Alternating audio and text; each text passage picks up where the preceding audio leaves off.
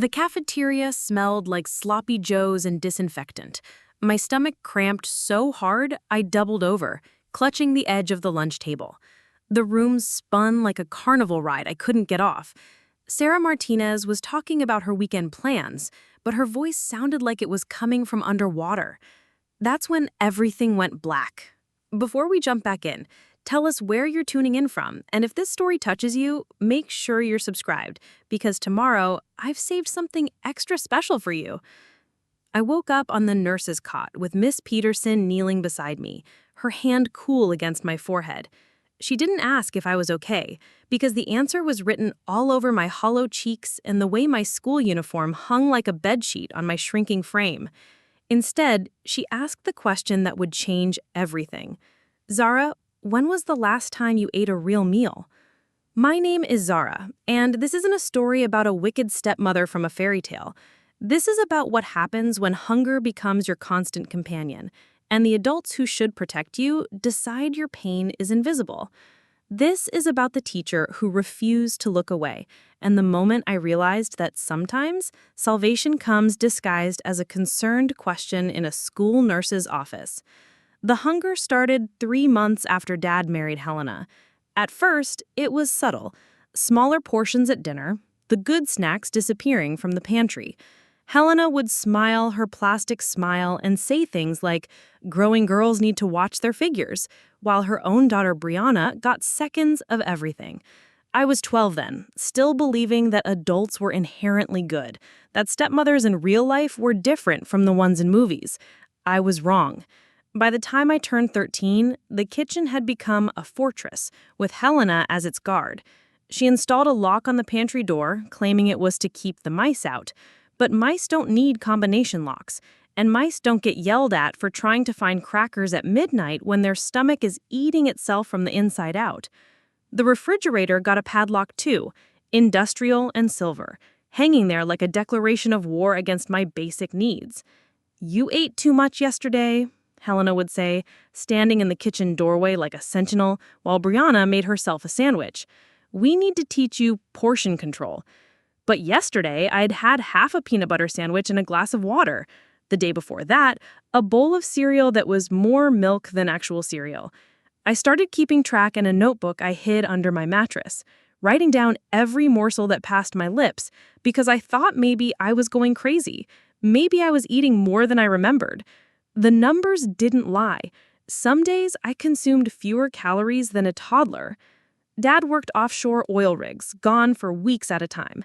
When he was home, Helena transformed into a different person. Suddenly, there were full plates at dinner, snacks offered freely, second helpings encouraged. She'd ruffle my hair and call me sweetie in front of him, her voice dripping with artificial maternal warmth. Dad would beam, thinking he'd found the perfect woman to care for his daughter while he was away earning money to support us all. The moment his truck disappeared down our street, headed back to the rig, Helena's mask would slip. The locks would reappear, the empty plates would return, and I would remember that I was not her daughter, just an obstacle to her perfect little family of 2. School became my refuge, not because of the education, but because of the free breakfast and lunch program. I qualified because Dad's income fluctuated with the oil market, but Helena signed the forms with visible disgust, as if accepting help was beneath us. She didn't know that those 2 meals were sometimes the only real food I'd get in a 24-hour period. I learned to eat slowly, savoring every bite like it might be my last. I learned to pocket rolls from the cafeteria, hiding them in my backpack for later when the hunger became unbearable. I learned to smile and lie when teachers asked if everything was okay at home, because admitting the truth felt like betraying the only parent I had left. Mom died when I was 8. Cancer took her piece by piece until there was nothing left but memories and a hole in our lives that Dad tried desperately to fill.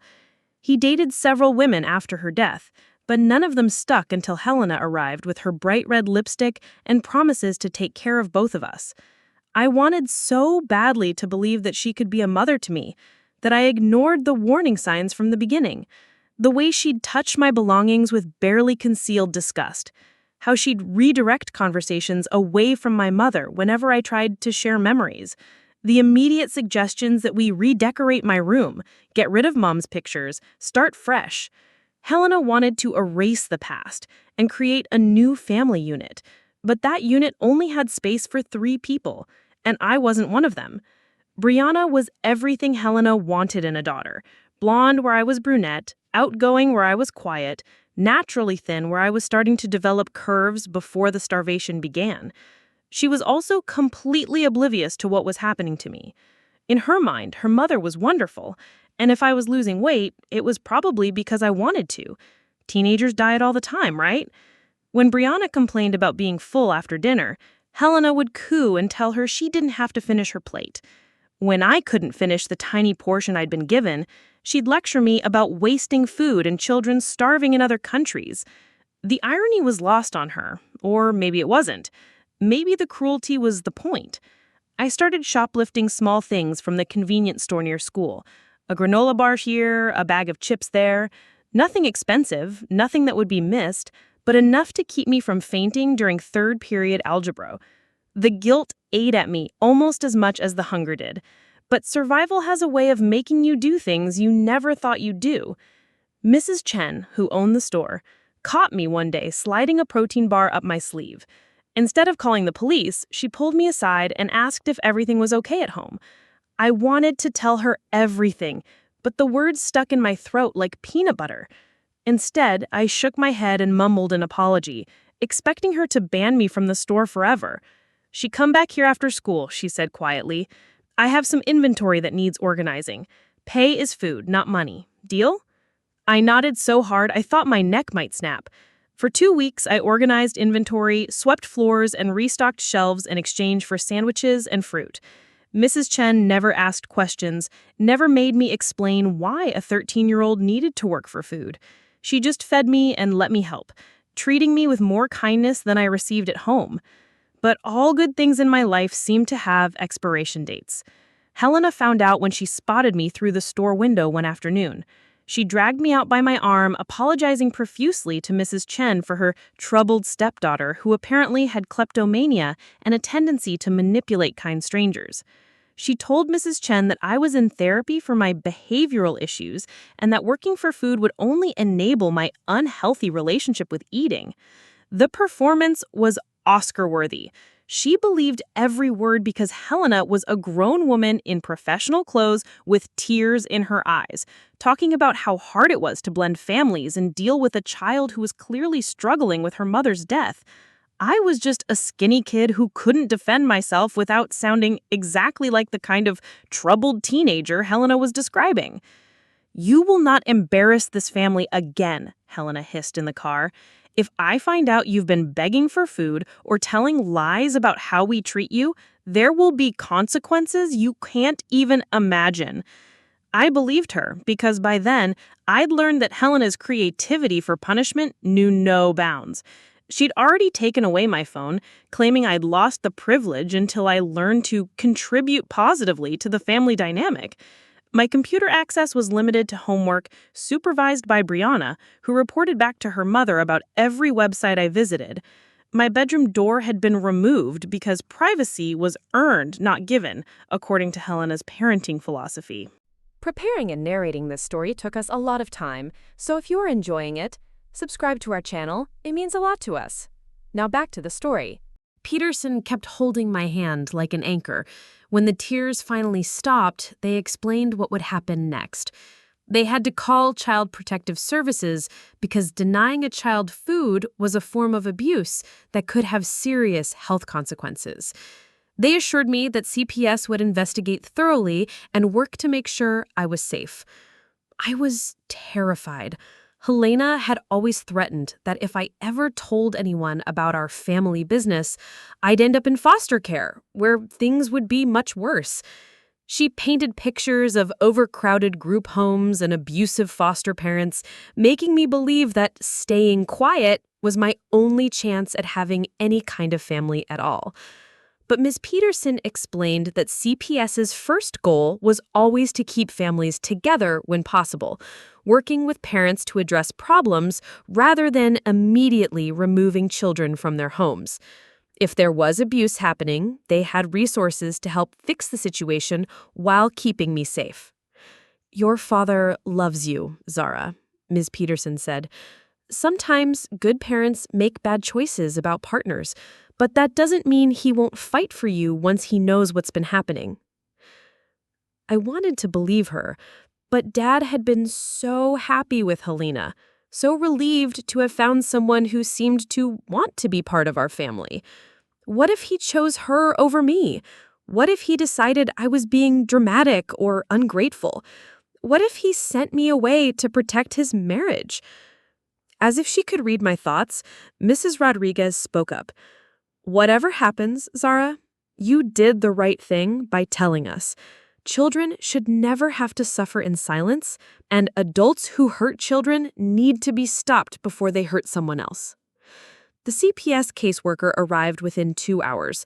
Her name was Janet Morrison, and she was nothing like the cold, bureaucratic social worker I'd imagined. She was warm and professional, asking questions without making me feel like I was on trial.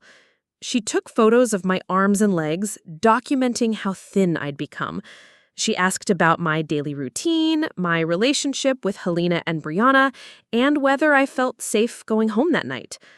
I didn't feel safe, but I also didn't know where else I could go. Dad wouldn't be back from the rig for 3 days, and I couldn't imagine Helena's reaction when she found out I'd reported her to authorities. But Janet explained that emergency protective measures could be put in place, including having a family member or friend supervise visits until Dad returned home. My Aunt Sarah, Mom's sister, lived about an hour away. We'd grown distant since Dad remarried because Helena discouraged contact with Mom's family, claiming it was unhealthy for me to dwell on the past. But when Janet called her and explained the situation, Sarah immediately offered to come pick me up and let me stay with her until Dad got home. I waited in the nurse's office until Sarah arrived, and seeing her face was like glimpsing a piece of my mother again. She had the same green eyes and gentle smile, and when she hugged me, I could smell the lavender perfume that reminded me of Sunday dinners at Grandma's before everything fell apart. "Oh, sweetheart," she whispered, her voice thick with tears. "Why didn't you call me? Why didn't you tell someone sooner?" I couldn't explain that Helena had systematically isolated me from everyone who might have helped. That admitting the truth felt like admitting I was unlovable and unwanted. Sarah just held me while I cried again, and for the first time in months, I felt like maybe I wasn't completely alone in the world. The drive to Sarah's house was quiet, except for the radio playing softly in the background. She stopped at a drive-thru and ordered me a burger and fries, watching carefully as I ate to make sure I didn't make myself sick by eating too fast. My stomach had shrunk so much that I could only finish half the burger, but it was the most satisfied I'd felt after a meal in months. That night, Sarah made me chicken soup and grilled cheese sandwiches, the kind of comfort food I remembered from childhood when being sick meant extra attention instead of punishment. She didn't ask a lot of questions, just let me eat and rest while she made phone calls to coordinate with CPS and prepare for Dad's return. I slept better that night than I had in months, partly because my stomach wasn't cramping from hunger, but mostly because I wasn't afraid. I wasn't walking on eggshells, waiting for Helena to find some reason to punish me. I wasn't calculating how many hours until breakfast, or rationing my energy to make it through another day of starvation. For the first time since Helena entered our lives, I felt like someone was protecting me instead of using me as a target for their anger and control. And while I was still scared about what would happen when Dad came home, I was also hopeful that maybe, finally, the adults in my life would choose my well-being over keeping the peace. The next morning, Sarah made pancakes and bacon, and I ate until I was actually full instead of stopping when my tiny portion was gone. She told me stories about my mother as a teenager, sharing memories that Helena had tried to erase from our house. It felt like reclaiming pieces of myself that had been systematically stolen. And I realized how much of my identity had been tied up in my relationship with Mom's family. Janet called that afternoon to update us on her investigation. She'd interviewed several of my teachers who confirmed that they'd noticed changes in my behavior and appearance over the past few months. She'd also spoken with Mrs. Chen at the convenience store, who corroborated my story about working for food and Helena's dramatic reaction when she discovered it. Most importantly, she had managed to reach Dad on the oil rig. The conversation hadn't gone well, according to Janet. Dad was shocked and initially defensive, insisting that Helena loved me and would never hurt a child. But when Janet explained the evidence they had gathered and the seriousness of nutritional neglect, he agreed to come home immediately to address the situation. I was terrified to face him, knowing that my accusations against his wife might destroy the happiness he had found with Helena. But I was also desperate for him to believe me, to choose me, to be the father I remembered before Helena's influence changed everything between us. Sarah held my hand as we waited for his truck to pull into her driveway, and I practiced the words I wanted to say to him. How do you tell your father that his wife has been slowly killing his daughter? How do you ask him to choose between his child and his marriage? How do you forgive him for not noticing that you were disappearing right in front of his eyes? But when Dad walked through Sarah's front door and saw me, really saw me for the first time in months, all the words I'd planned disappeared.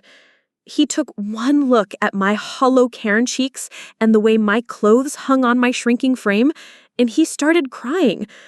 "Oh, baby girl," he whispered, pulling me into his arms. "What have we done to you?" Dad held me for what felt like hours, but was probably only minutes. His work shirt was damp with both our tears. When he finally pulled back to look at me, I saw something in his eyes I hadn't seen in over a year. The father who used to check for monsters under my bed and make pancakes shaped like Mickey Mouse on Saturday mornings. The man who'd been replaced by someone who seemed to always be walking on eggshells around his new wife. "Tell me everything," he said, his voice rough with emotion, "and don't leave anything out." So I did. I told him about the locked pantry and refrigerator, about the portions that got smaller every week, about working at Mrs. Chen's store just to get enough food to function. I told him about Helena's threats and the way she transformed the moment his truck pulled out of the driveway. I told him about the weight loss, the fainting episodes, the way I'd started hoarding crackers from the school cafeteria like a desperate animal. Sarah sat beside us, occasionally adding details from her conversations with Janet or observations about my physical condition. Dad listened without interrupting, his jaw getting tighter with every revelation. When I finished, he was quiet for a long time, staring at his hands like they might hold answers to questions he didn't know how to ask. "I failed you," he said. "I brought someone into our home who hurt you, and I was too blind to see it. I'm so sorry, baby girl. I'm so damn sorry." The apology meant everything and nothing at the same time.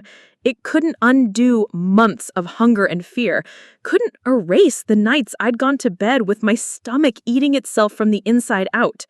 But it was a start. An acknowledgement that what had happened to me was real and wrong and not my fault. Janet arrived an hour later with a folder of paperwork and a grim expression. She explained that based on her investigation, she was recommending immediate removal of Helena from the home as a condition of me returning home.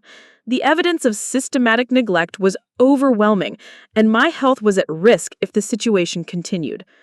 "The question now," Janet said, looking directly at Dad, "is whether you're willing to prioritize your daughter's safety over your marriage, because based on what I've documented, those two things are mutually exclusive." Dad didn't hesitate. "Helena's gone. Tonight. I don't care where she goes, but she's not staying in my house another day." Relief flooded through me so suddenly I felt dizzy. I'd been so afraid that he would choose Helena, would find some way to blame me for disrupting his happiness. But the father I remembered was still there, buried under months of manipulation and gaslighting, and he was choosing me. The drive back to our house felt surreal. Everything looked the same from the outside, the white colonial with blue shutters that Mom had picked out when I was little. But I knew that whatever happened in the next few hours would change everything about what that house meant to me. Helena's car was in the driveway, which meant she was home with Brianna. Dad parked behind her, effectively blocking her exit, and turned to me with an expression I'd never seen before. It was protective and fierce and a little bit dangerous. "You stay in the truck until I come get you," he said. "This conversation isn't going to be pretty, and you don't need to hear it." But I could hear it anyway, even through the closed windows and front door. Helena's voice rose to a shriek when Dad told her she had 2 hours to pack her things and get out. She denied everything at first, calling me a liar and a manipulator, claiming I was making up stories for attention. When Dad presented her with Janet's report and photos documenting my weight loss, she switched tactics. "She's always been difficult," Helena screamed. "Ever since her mother died, she's been jealous and resentful. I tried to help her, tried to teach her healthy eating habits because she was getting chubby. If she's lost weight, it's because she refuses to eat what I cook for her." I could see them through the living room window, Dad standing rigid with anger while Helena gestured wildly, her perfectly styled hair coming loose as she worked herself into a frenzy. Brianna stood in the doorway between the kitchen and living room, her face pale with confusion and growing horror as the truth about her mother's behavior finally came to light. "She put locks on the food, Helena," Dad's voice carried clearly through the evening air.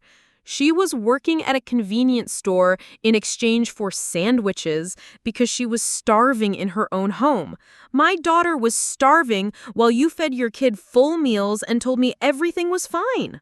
Helena's denials became increasingly desperate and unhinged. She claimed I'd manipulated Mrs. Chen into feeling sorry for me. She insisted that the locks were to prevent me from binge eating and making myself sick. She even suggested that I was anorexic and restricting my own food intake to get attention and make her look bad. But Dad had seen the evidence, had looked at his skeletal daughter, and finally understood what had been happening right under his nose.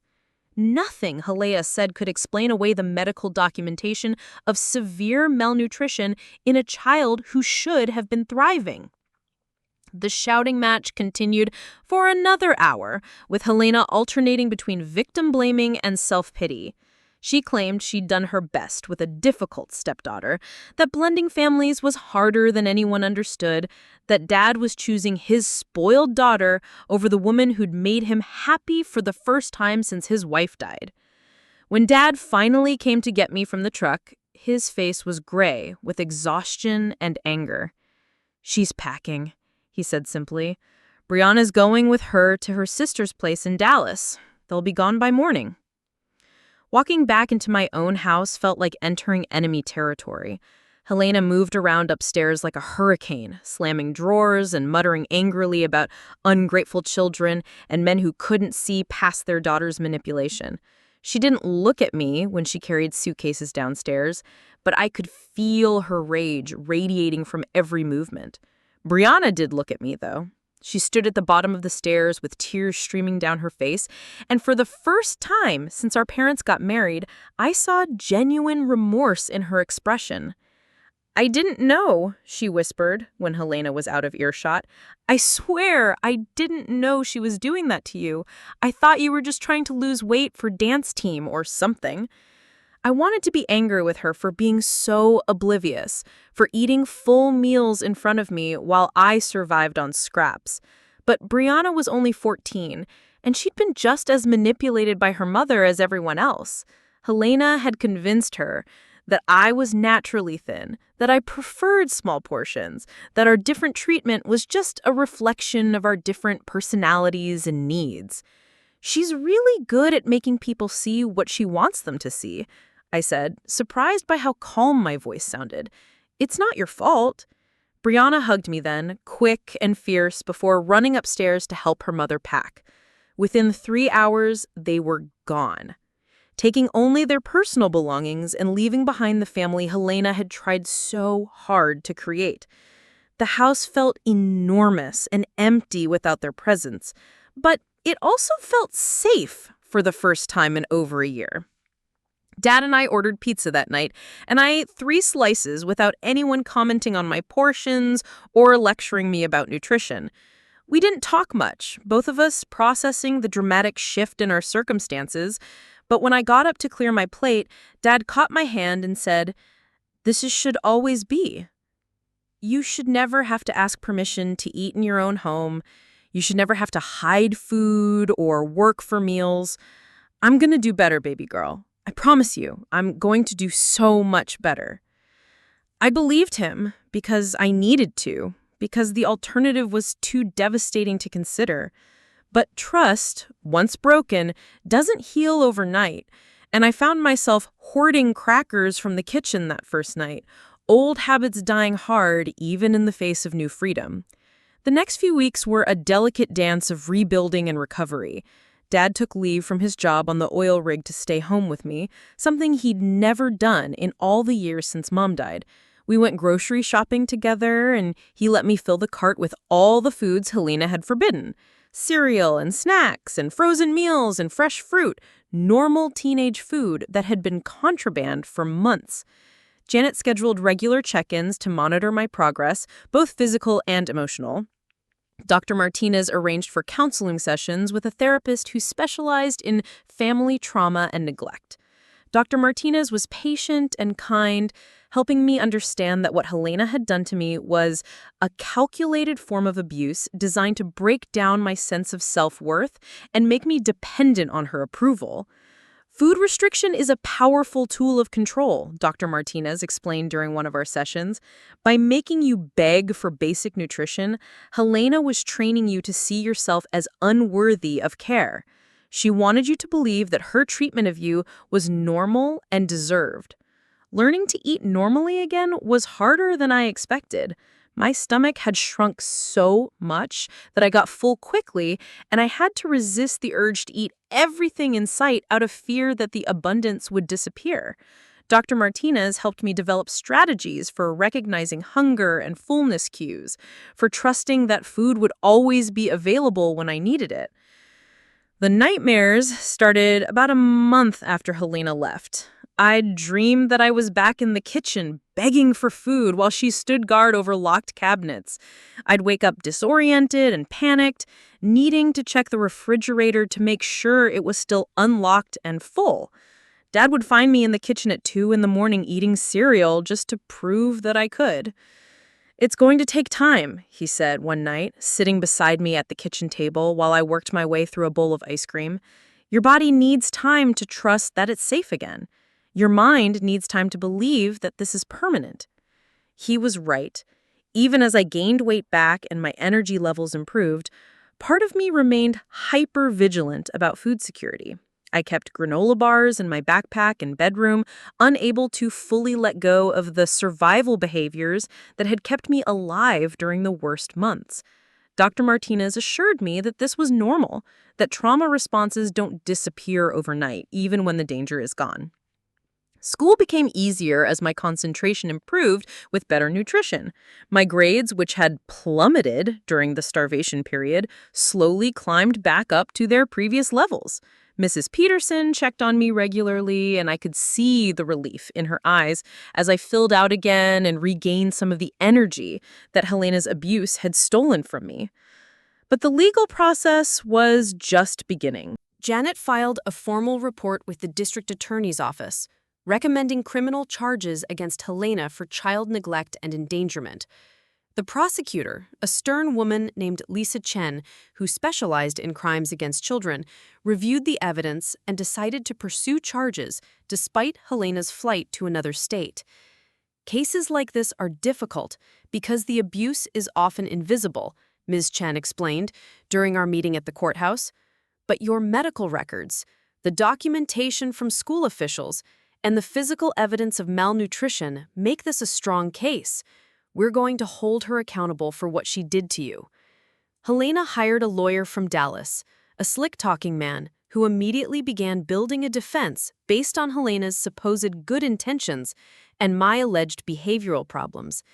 He painted a picture of a struggling stepmother who was trying to help an emotionally disturbed teenager develop healthy eating habits, a narrative that made my stomach turn with its calculated manipulation of the truth. The preliminary hearing was scheduled for January, 3 months after Helena's removal from our home. In the meantime, I had to prepare for the possibility of testifying against the woman who had systematically abused me while pretending to be my caregiver. The thought of facing her in court, of having to defend my own starvation to a room full of strangers, filled me with a dread that made my appetite disappear all over again. Dr. Martinez worked with me on coping strategies for courtroom testimony, helping me prepare for the emotional impact of confronting my abuser in a formal setting. We practiced staying calm under cross-examination, sticking to facts rather than emotions, and remembering that my role was simply to tell the truth about what had happened to me. "She's going to try to make you look like a liar or a manipulator," Dr. Martinez warned. "Her lawyer will probably suggest that you made up the abuse for attention or to get back at her for disciplining you. You need to be ready for that." I nodded, but privately, I wondered if I was strong enough to withstand that kind of character assassination. Helena had spent months convincing me that I was worthless and undeserving of basic care. What if her lawyer managed to convince a jury of the same thing? Dad sensed my anxiety and did everything he could to support me through the preparation process. He attended my therapy sessions when Dr. Martinez thought it would be helpful, and he met with Ms. Chen to understand his role as a witness in the case. Most importantly, he never wavered in his support for pursuing criminal charges, even when Helena's sister called to plead for mercy and claimed that prosecuting Helena would destroy an innocent woman's life.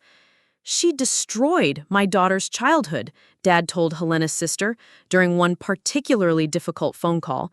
"He could have killed Zara with her systematic starvation. Why should I show mercy to someone who showed none to a helpless child?" But Helena's family wasn't the only source of pressure to drop the charges. Some of Dad's co-workers and friends questioned whether sending Helena to prison was really necessary, suggesting that removing her from our home was punishment enough. They painted her as a misguided woman who'd made mistakes, rather than a calculated abuser who'd tortured a child for months. "People don't want to believe that women can be child abusers," Ms. Chen explained when Dad mentioned these conversations. "There's this myth that mothers and stepmothers are naturally nurturing and protective. When we challenge that narrative with cases like Helena's, it makes people uncomfortable." The pressure to minimize Helena's crimes and forgive her abuse was constant and exhausting. Even some family members suggested that pursuing legal action was vindictive and that I should focus on healing rather than revenge. But this wasn't about revenge for me. It was about justice, about making sure Helena faced consequences for her actions and couldn't hurt another child the way she'd hurt me. Christmas came and went quietly. Just Dad and me and Sarah's family. It was strange to have a holiday meal where I could eat until I was satisfied without anyone monitoring my portions or making comments about my appetite. I found myself taking small servings out of habit, then going back for seconds when I realized no one was keeping track of how much food I consumed. Sarah gave me a journal for Christmas, a beautiful leather-bound book with my initials embossed on the cover. "For writing down your thoughts," she said. "Sometimes putting experiences into words helps us process them and move forward." I started writing that night, documenting not just the abuse I'd endured, but also the recovery process and the small victories that marked my healing. The first time I ate a full meal without feeling guilty. The first time I slept through the night without nightmares about locked refrigerators. The first time I disagreed with Dad about something without fear that he'd stop feeding me as punishment. Writing became a way to reclaim my narrative from Helena's version of events. She had spent months telling me that I was dramatic, manipulative, and unworthy of care. But my journal entries told a different story, one of survival and resilience. and the slow rebuilding of a life that had been systematically dismantled by someone who was supposed to protect me. The weeks leading up to the preliminary hearing were filled with preparation and anxiety. Ms. Chen walked me through the process multiple times, explaining what questions I'd likely be asked and how to respond if Helena's lawyer tried to rattle me. Janet updated her report with documentation of my physical and emotional recovery, providing a stark before and after comparison that illustrated the severity of Helena's abuse. Dr. Martinez increased our sessions to twice weekly, helping me build emotional resilience for the trauma of facing my abuser in court. She taught me breathing exercises for managing anxiety and visualization techniques for staying grounded when difficult memories surfaced during testimony. Remember, you're not on trial here. Helena is. Your job is simply to tell the truth about what happened to you. You don't have to convince anyone of anything beyond what actually happened to you. The night before the hearing, I couldn't sleep, despite the exhaustion that seemed to live in my bones. I kept thinking about all the meals I'd missed, all the nights I'd gone to bed hungry while Helena and Brianna ate dinner downstairs. I thought about Mrs. Chen's kindness and Ms. Peterson's intervention, and the moment Dad finally saw what had been done to his daughter. Dad checked on me around midnight, finding me standing in the kitchen with the refrigerator door open, just looking at all the food that was now freely available to me. "Second thoughts?" he asked gently. I shook my head, just remembering what it felt like when this was all locked away from me, making sure I never forget how bad it was, so I don't lose my nerve tomorrow. "You're the bravest person I know," Dad said, wrapping his arms around me. "And tomorrow, everyone's going to see exactly what kind of woman Helena really is." I wanted to believe him, but I'd learned not to underestimate Helena's ability to manipulate people and situations to her advantage. She had spent months convincing me that she loved me while systematically abusing me for months. She had presented herself as a caring stepmother to teachers and neighbors while denying me basic nutrition at home. What if her lawyer managed to convince a jury of the same thing? But as I finally drifted off to sleep that night, I held on to something Dr. Martinez had told me weeks earlier. The truth has a weight and consistency that lies can never match. No matter how skilled Helena was at manipulation, she couldn't change the medical records documenting my malnutrition. She couldn't explain away the locks on the food cabinets or the testimony of multiple witnesses who'd observed her treatment of me. Tomorrow, for the first time since she'd entered our lives, Helena would be forced to face the consequences of her actions. And I would be there to make sure my voice was heard, not as a victim begging for scraps, but as a survivor demanding justice. The courthouse steps felt like a mountain I had to climb. Each concrete slab seemed higher than the last, as Dad and I made our way toward the entrance where Ms. Chen waited with her briefcase and a reassuring smile. January wind cut through my coat, but the shaking in my hands had nothing to do with the cold. "Remember, just tell your truth," Ms. Chen said as we walked through the metal detectors. "Don't let anyone make you feel like you have to defend your experience. What happened to you was real and documented." The courtroom was smaller than I'd expected, with wooden benches that reminded me of church pews and fluorescent lights that cast everything in harsh relief.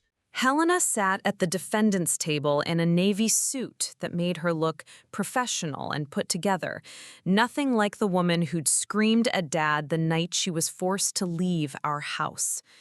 Her lawyer, Mr. Peterson, shuffled through papers with the confidence of someone who believed his client's story.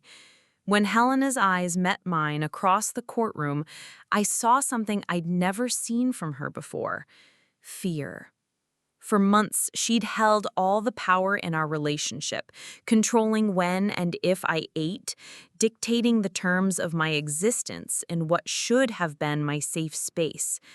But here, in this formal setting with legal consequences hanging over her head, the balance had shifted. Judge Morrison called the hearing to order with the kind of authority that filled the room and made everyone sit straighter. She was an older Black woman with silver hair and eyes that seemed to see everything. When she looked at me, her expression was kind but serious, like she understood the weight of what I was about to share. Ms. Chen presented the case methodically, building a timeline of abuse that started with subtle food restrictions and escalated to systematic starvation. She showed photos of me before Helena entered our lives, healthy and bright-eyed, then contrasted them with pictures taken after my collapse at school, gaunt and hollow-cheeked. The transformation was shocking even to me, seeing it laid out so clearly. Your Honor, the defendant used food as a weapon against a vulnerable child, Ms. Chen stated. She installed locks on kitchen cabinets and the refrigerator, denied the victim adequate nutrition for months, and created an environment of fear and deprivation that constituted clear child abuse. Mr. Peterson objected to the characterization, claiming that Helena had been trying to help an eating-disordered teenager develop healthy habits. But Ms. Chen had medical records from my doctor showing normal eating patterns and weight before Helena's arrival, making it impossible to claim I'd had pre-existing food issues. When my turn came to testify, my legs felt like rubber as I walked to the witness stand.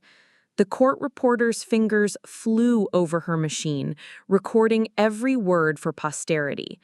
I placed my hand on the Bible and swore to tell the truth, the whole truth, and nothing but the truth, words that felt sacred and powerful in my mouth.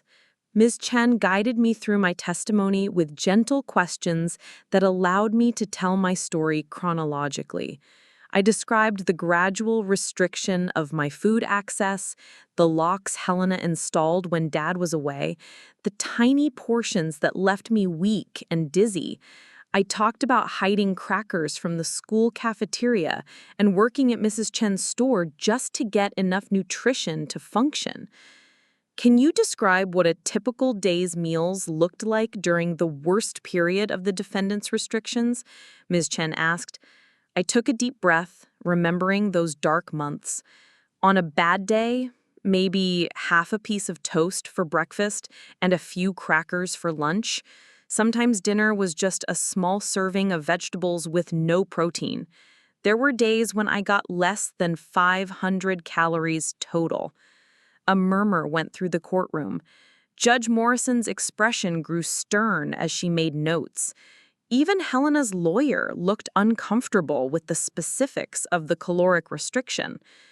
And during the same period, how was Helena's biological daughter, Brianna, being fed? Full meals, I said simply.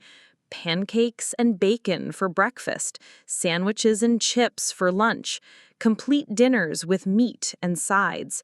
Helena would cook elaborate meals for Brianna while giving me scraps or telling me I'd already eaten enough that day.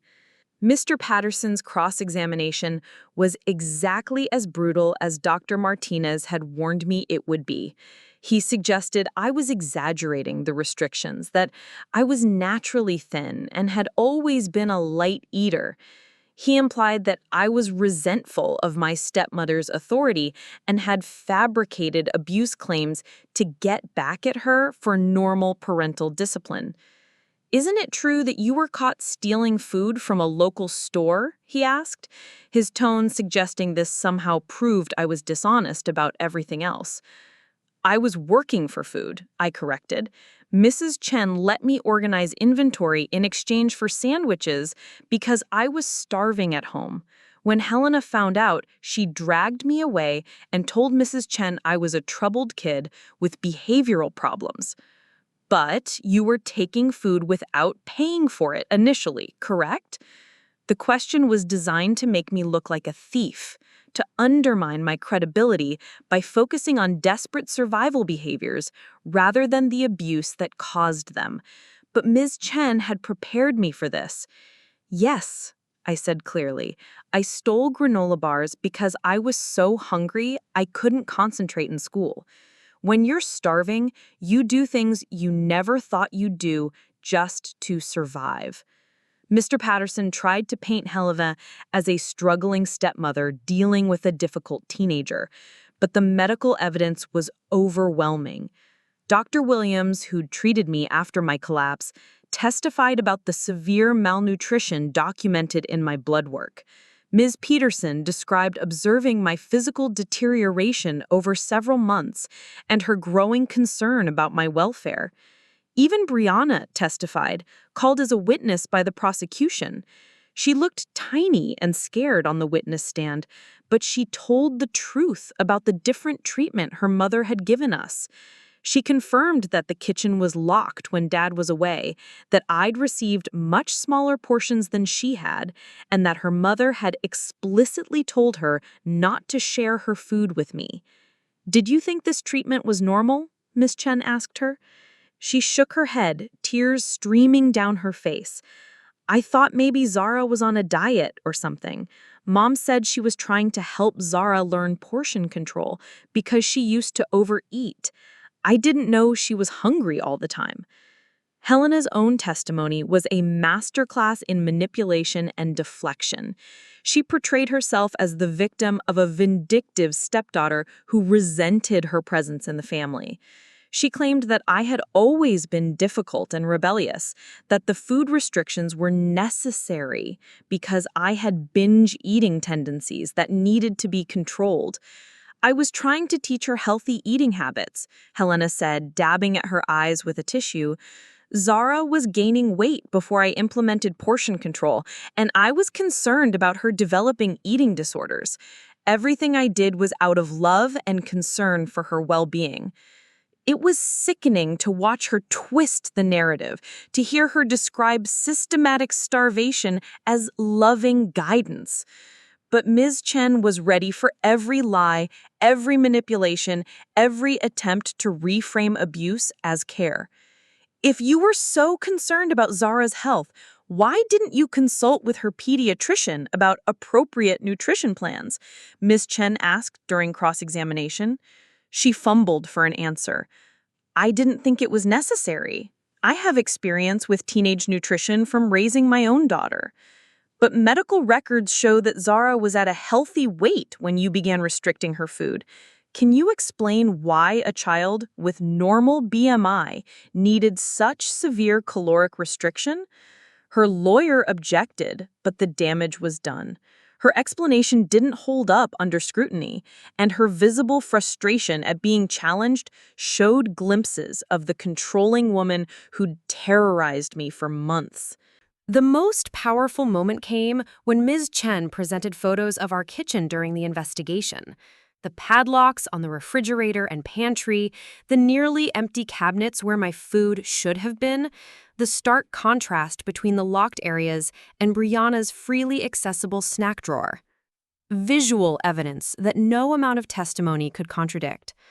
Judge Morrison recessed for lunch, and I sat in the hallway with Dad and Sarah, picking at a sandwich while my stomach churned with anxiety. Helena and her lawyer huddled together at the far end of the hallway, their urgent whispers carrying an edge of desperation. "You did great up there," Dad said, squeezing my hand. "You told the truth clearly and calmly. That's all anyone can ask for." But I wasn't sure the truth would be enough. Helena was convincing when she wanted to be, and her lawyer had managed to plant seeds of doubt about my motivations and credibility. What if the judge decided this was just a family dispute blown out of proportion? What if Helena walked away without any real consequences for what she'd done to me? When court resumed, both sides presented their closing arguments. Mr. Peterson painted a picture of a well-meaning stepmother whose attempts at guidance had been misunderstood by a resentful teenager. He suggested that family conflicts shouldn't be criminalized, that Helena's removal from the home was punishment enough for any mistakes she might have made. Ms. Chen's closing was everything I'd hoped it would be. She methodically destroyed Helena's narrative with facts and evidence, showing how the defendant's testimony contradicted medical records, witness statements, and photographic evidence. She reminded the judge that child abuse doesn't require malicious intent, only harmful actions that endanger a child's welfare. The defendant systematically denied adequate nutrition to a growing teenager for months, Ms. Chen stated. She installed locks to prevent the victim from accessing food in her own home. She reduced the child's caloric intake to starvation levels while providing full meals to her biological daughter. This isn't poor judgment or family conflict. This is criminal child abuse, and it deserves legal consequences. Judge Morrison took a brief recess to consider the evidence before rendering her decision. 20 minutes felt like 20 hours as we waited in the hallway, my heart pounding so hard I was sure everyone could hear it. When we were called back into the courtroom, the judge's expression was grave. I've reviewed all the evidence presented today, including medical records, witness testimony, and photographic documentation. The facts of this case are clear and disturbing. The defendant systematically denied adequate nutrition to a minor child in her care, creating conditions that constituted neglect and endangerment. My breath caught in my throat. She believed us. She'd seen through Helena's manipulation to the truth underneath. While the defendant claims her actions were motivated by concern for the victim's health, the evidence shows a pattern of punishment and control that had nothing to do with legitimate nutritional guidance. No responsible adult restricts a healthy teenager's food intake to 500 calories per day. No caring stepmother installs locks to prevent a child from accessing basic nutrition. Helena's face had gone pale, her composed mask finally slipping to reveal the panic underneath. Mr. Peterson placed a restraining hand on her arm as she started to rise from her chair. I find the defendant guilty of child neglect and endangerment. The sentence is 180 days in county jail, followed by 2 years of supervised probation. The defendant is also ordered to pay restitution for the victim's medical expenses and therapy costs, and she is prohibited from having unsupervised contact with any minor children during her probation period. The gavel came down with a sound like thunder, final and absolute. Helena began sobbing, but they weren't tears of remorse. They were tears of self-pity and rage at being held accountable for her actions. Her lawyer was already talking about appeals and sentence reductions, but none of that mattered to me in that moment. Justice had been served. The woman who'd tried to break me with hunger and control was going to face real consequences for her abuse. And I had survived not just her cruelty, but the legal process that held her accountable for it. Outside the courthouse, reporters waited with cameras and microphones. News of the case had spread through our small community, and public interest was high. Most people were supportive, shocked that such systematic abuse had been happening in what appeared to be a normal suburban family. But there were also detractors, people who thought Helena's sentence was too harsh, or who still believed that family matters should be handled privately. "Zara, how do you feel about the verdict?" one reporter called out. I stopped walking and turned to face the cameras. For months, I'd been silenced and hidden, my voice suppressed by someone who wanted me to disappear. Now I had a platform to speak, and I wasn't going to waste it. "I feel relieved that the truth came out," I said, surprised by how steady my voice sounded. "What Helena did to me was wrong, and I'm glad she's being held accountable. But this isn't just about me. It's about all the kids who are suffering in silence, because adults don't want to see what's happening right in front of them." The response to my statement was immediate and overwhelming. By that evening, the interview clip had been shared thousands of times on social media. Messages poured in from other abuse survivors, from teachers and social workers, from people who'd suspected something was wrong in their own communities, but hadn't known how to help. Dr. Martinez helped me process the sudden public attention during our next session. "How does it feel to have your voice amplified like this?" she asked. "Scary," I admitted, but also powerful. For so long, Helena made me feel like my words didn't matter, like nobody would believe me if I spoke up. Now people are listening, and maybe that will help other kids who are going through what I went through. The attention brought opportunities I never expected. A local nonprofit that worked with abused children invited me to speak at their annual fundraiser. A magazine wanted to write an article about my experience. A documentary filmmaker reached out about featuring my story and a project about family abuse. At first, the idea of sharing my trauma publicly felt overwhelming. But as I thought about all the kids who might be suffering in silence, who might see my story and realize they weren't alone, I knew I had to use my voice for something bigger than myself. My first speaking engagement was at a conference for school counselors and social workers. Standing at the podium in front of hundreds of professionals who worked with at-risk kids, I felt the weight of responsibility settling on my shoulders.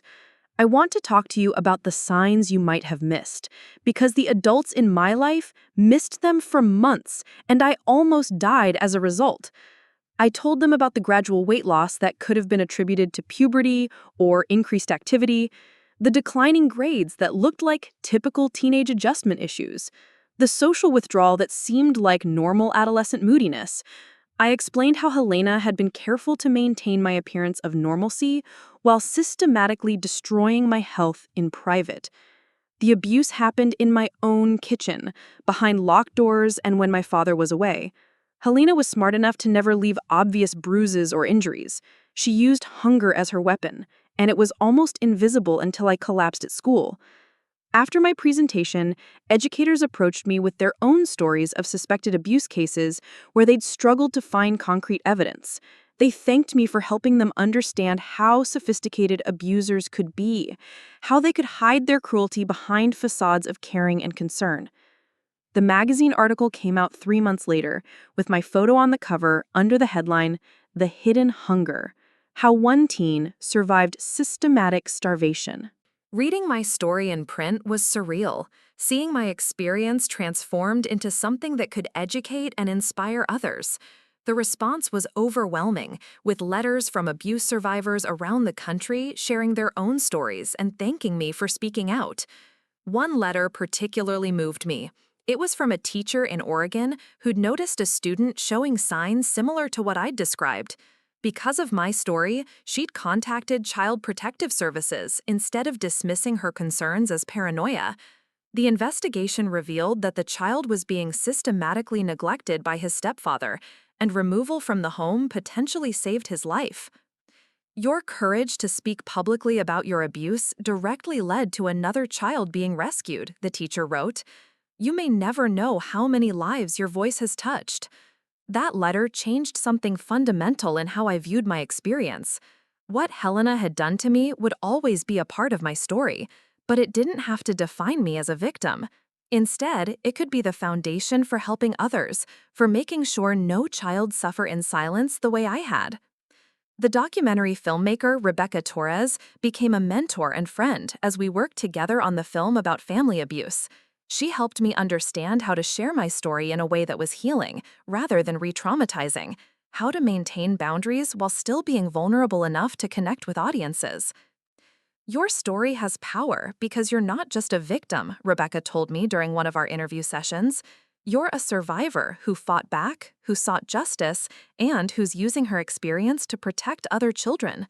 That's the kind of story that changes minds and saves lives. The film premiered at a regional film festival a year after Helena's sentencing. Watching my story unfold on the big screen was emotional and cathartic, seeing how my experience fit into the larger narrative of child abuse awareness and prevention. When the lights came up and the audience began clapping, I felt something I'd never experienced before: pride in my survival.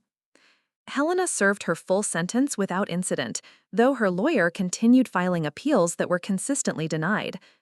Brianna and I exchanged letters occasionally, and she slowly began to understand the extent of her mother's manipulation and abuse.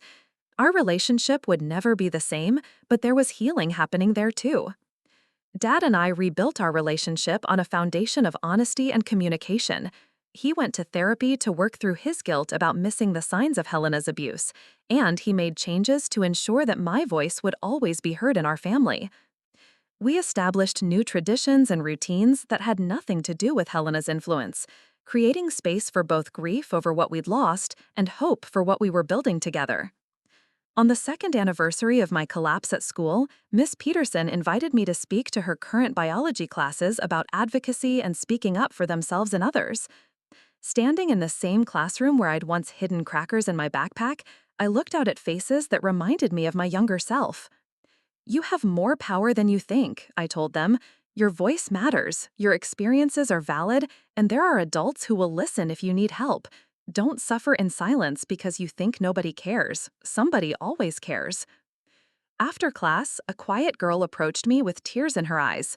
My stepmom does things kind of like what yours did, she whispered. Not with food, but other things. I didn't know if it counted as abuse because she doesn't hit me. I knelt down to her level, remembering what it felt like to think my suffering wasn't important enough to report. It counts, I told her gently. Any adult who makes you feel unsafe or unloved is doing something wrong. Let's go talk to Miss Peterson together, okay? Watching that brave girl find her voice and get the help she needed reminded me why sharing my story mattered. Every speaking engagement, every interview, every vulnerable moment of reliving my trauma was worth it if it helped one more child escape the kind of hell Helena had put me through. Helena was released from jail after serving her full sentence, and she moved to another state to live with relatives. Part of her probation required regular check-ins with authorities and prohibited her from working in any capacity involving children. I knew she was out there somewhere, probably still convinced that she'd been wrongfully persecuted for trying to help a difficult stepdaughter. But her narrative didn't matter anymore. The truth had been told, justice had been served, and I'd found my purpose in the aftermath of trauma. I was no longer the hungry, frightened girl who'd collapsed in the school cafeteria. I was a young woman with a voice and a mission to make sure no child suffered the way I had. The scholarship I received for college was specifically for abuse survivors who'd become advocates for child protection. Studying social work felt like a natural extension of the speaking and writing I'd been doing, a way to formalize my commitment to helping vulnerable children. My professors were impressed by the practical experience I brought to academic theories about trauma and recovery. During my senior year, I was invited to testify before a state legislative committee that was considering new laws to strengthen child abuse reporting requirements. Sitting at the witness table in the state capitol, I thought about how far I'd traveled from that terrified girl who couldn't find words to describe her hunger. Abuse thrives in silence, I told the legislators. The only way to protect children is to make it easier for them to speak up and for adults to recognize the signs. Every day we delay action, more children suffer unnecessarily. The legislation passed with bipartisan support, creating mandatory training programs for teachers and healthcare workers on recognizing subtle signs of child abuse and neglect. It wasn't a complete solution, but it was progress, another step toward a world where children like me wouldn't have to endure months of suffering before someone intervened. I graduated with honors and was immediately hired by the nonprofit that had first invited me to speak years earlier. My job involved training professionals, advocating for policy changes, and working directly with families affected by abuse. It was challenging and sometimes heartbreaking work, but it was also deeply fulfilling in a way that made all my suffering feel purposeful. On quiet evenings, I still sometimes stood in my kitchen and marveled at the abundance around me. The refrigerator without locks, the pantry freely accessible, the knowledge that I could eat whenever I was hungry without asking permission or justifying my needs. Those moments of gratitude reminded me never to take basic security for granted. I kept in touch with many of the people who'd helped save me. Miss Peterson retired but continued volunteering with at-risk youth. Mrs. Chen sold her store but stayed involved in community programs for struggling families. Janet moved to a different state but sent me updates on policy changes in child protection services. Dr. Martinez became a lifelong mentor, helping me navigate the ongoing process of healing and growth.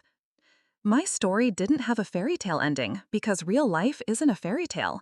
There was no magical transformation that erased all the trauma or eliminated every trace of fear and hypervigilance. Healing was an ongoing process, with good days and setbacks, victories and challenges. But I'd learned something that Helena had tried desperately to make me forget. My voice mattered. My experiences were valid. My survival was not just an accident, but an act of courage that deserved recognition and respect. And most importantly, my story could be a beacon of hope for other children trapped in situations that seemed hopeless. Years later, when I received my master's degree in social work, Dad was in the front row cheering louder than anyone else. As I walked across the stage to accept my diploma, I thought about the girl who'd once believed she deserved to starve, who'd thought her needs were inconvenient burdens on the adults around her. That girl had found her voice, fought for justice, and transformed her trauma into a tool for protecting others. She'd survived the worst kind of betrayal and emerged stronger, more compassionate, and more determined to make the world safer for vulnerable children. Helena had tried to silence me, to make me disappear into hunger and fear, Instead, she'd created an advocate who would spend her life amplifying the voices of children who couldn't speak for themselves. In the end, that was the greatest justice of all. Up next, you've got 2 more standout stories right on your screen. If this one hit the mark, you won't want to pass these up. Just click and check them out.